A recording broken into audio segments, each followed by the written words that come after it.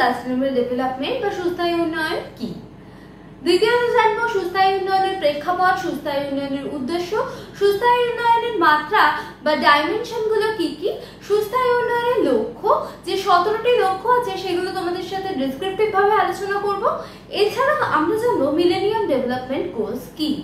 এগুলোই আজকে আমাদের মূল টপিক। হ্যালো স্টুডেন্ট, চলে এসেছি একটা নতুন ভিডিওতে। আজকে তোমাদের প্রত্যেককে আমার ভিডিওতে স্বাগত। আর আজকের এই ডেসক্রিপটিভ ভিডিও শুনলে আমি আশা করতে পারি তোমরা এমসিকিউ কোশ্চেনগুলো সব সহজেই করতে পারবে। আর আজকে ভিডিও শেষে থাকবে তোমাদের জন্য সুস্থায়ী উন্নয়ন সম্পর্কে কিছু এমসিকিউ কোশ্চেন, যেগুলো তোমাদের পরীক্ষায় অত্যন্ত গুরুত্বপূর্ণ।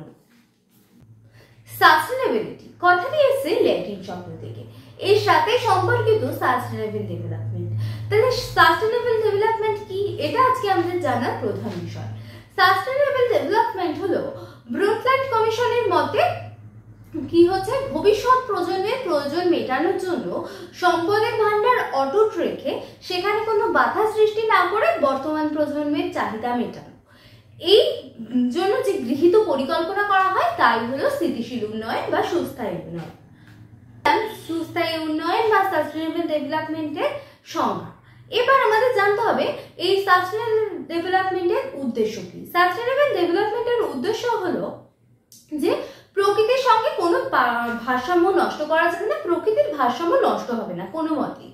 প্রকৃতির ভারসাম্য নষ্ট না করে পরিবেশের সঙ্গে সামঞ্জস্য রেখে দীর্ঘমেয়াদী এবং সামগ্রিক মানব উন্নয়ন ব্যবস্থাই হলো এই সাস্টেনেবল ডেভেলপমেন্ট।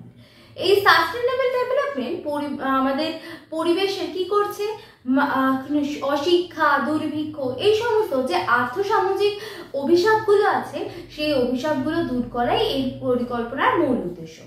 এতক্ষণ আমরা জানলাম সাস্টেনেবল ডেভেলপমেন্টের উদ্দেশ্য।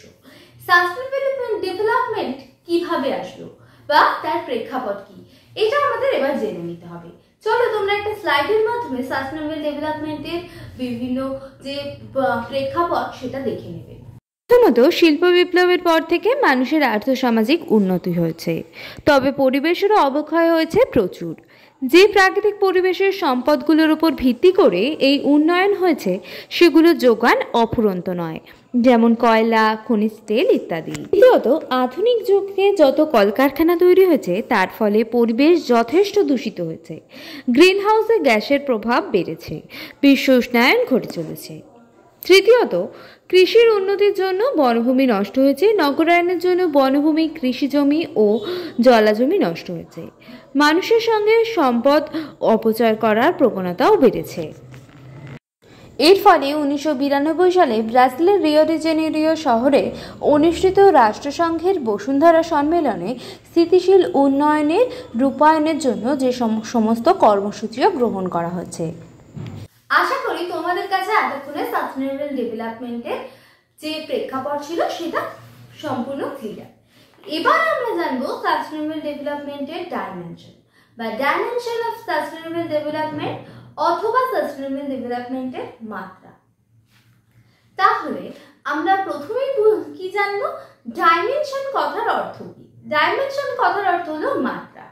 আর সুস্থায়ী উন্নয়নের ডাইমেনশন বা সাস্টেনেবল ডেভেলপমেন্টের ডাইমেনশন বলতে আমরা তিনটে জিনিসকে বুঝি, পরিবেশ, সমাজ এবং অর্থনীতি। এই তিনটেই হলো সাস্টেনেবল ডেভেলপমেন্টের ডাইমেনশন। এবার আমাদের জেনে নিতে হবে সুস্থায়ী উন্নয়নের মূল লক্ষ্যগুলো কি কি। সুস্থায়ী উন্নয়নের মূল লক্ষ্যগুলো 2030 সালে রাষ্ট্রসংঘ আন্তর্জাতিক স্তরে সুস্থায়ী উন্নয়ন ঘটাবার জন্য 17টি মূল লক্ষ্যকে বেছে নিয়েছে। এই মূল লক্ষ্যগুলো বা গোলসগুলো একটি পোশাকি নাম দেওয়া হয়েছে, transforming our world, the 2030 agenda for sustainable development. Rio 20 অধিবেশনে এই বিষয়গুলো নিয়ে যে আলোচনা করা হয়েছে তার নাম দেওয়া হচ্ছে future we want, the future we want. 17টি মূল যে নীতিগুলো বা লক্ষ্যগুলো রয়েছে সেগুলো চলো আমরা একটা স্লাইডের মাধ্যমে দেখে নিই। দারিদ্র্য থেকে মুক্তি, ক্ষুধার অবসান, সুস্বাস্থ্য ও কুশলতা, উন্নত শিক্ষা, জেন্ডার সমতা, পরিচ্ছন্ন জল ও স্বাস্থ্য ব্যবস্থা, সস্তা ও পরিচ্ছন্ন জ্বালানির ব্যবস্থা, কাজের পরিবেশের উন্নতি এবং অর্থনৈতিক উন্নয়ন, শিল্প উদ্ভাবন, পরিকাঠামোর প্রসার, অসাম্য হ্রাস, সুস্থায়ী নগর এবং মানব গোষ্ঠী, দায়িত্বশীল ভোগ উৎপাদন, জলবায়ুর ব্যাপারে ব্যবস্থা গ্রহণ, জলজ উদ্ভিদ এবং প্রাণীদের সংরক্ষণ ও সুরক্ষা, স্থলজ উদ্ভিদ এবং প্রাণীদের সংরক্ষণ ও সুরক্ষা, শান্তি, সুবিচার, বলিষ্ঠ প্রশাসন, সুস্থায়ী উন্নয়নের লক্ষ্য পূরণে অংশীদারিত্ব। সাস্টেনেবল ডেভেলপমেন্টের চ্যাপ্টারে অন্যতম গুরুত্বপূর্ণ দুটো প্রশ্ন হলো মিলেনিয়াম ডেভেলপমেন্ট গোলস কি এবং এজেন্ডা 21 কি। তা মিলেনিয়াম ডেভেলপমেন্ট গোলস বলতে আমরা কি বুঝি, চলো আমরা সেটা জেনে নিই।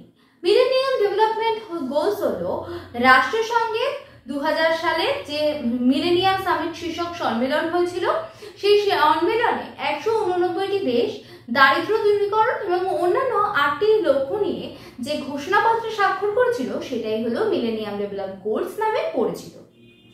এই গোলস গুলো কি কি, চলো একটা স্লাইডের মাধ্যমে তোমাদেরকে দেখিয়ে দিই।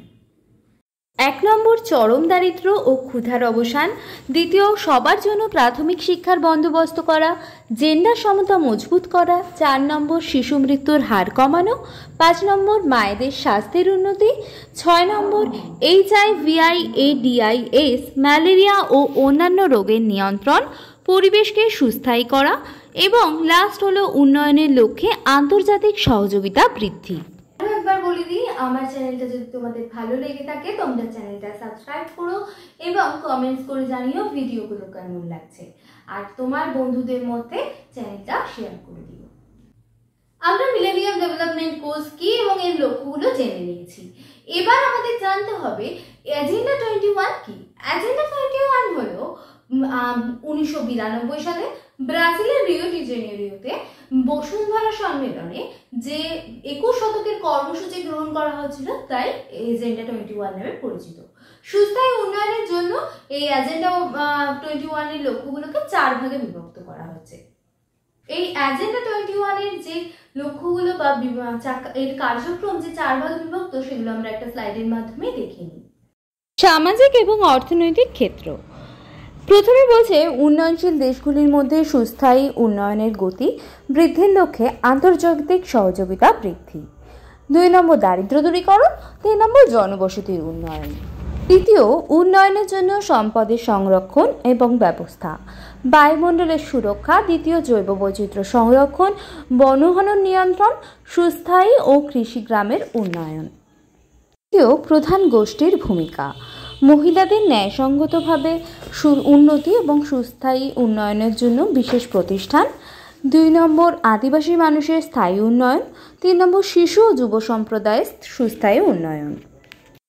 সুস্থায়ী উন্নয়নের প্রয়োগের মাধ্যম 4 অর্থ সম্পদের সঠিক ব্যবহার, পরিবেশ বান্ধব প্রযুক্তির হস্তান্তরের মাধ্যমে সহযোগিতা বৃদ্ধি, শিক্ষা, বিজ্ঞান, জনসচেতনতার বৃদ্ধির উদ্যোগ গ্রহণ, আইনি ও প্রতিষ্ঠানগত উদ্যোগের মাধ্যমে সুস্থায়ী উন্নয়নের প্রচেষ্টা।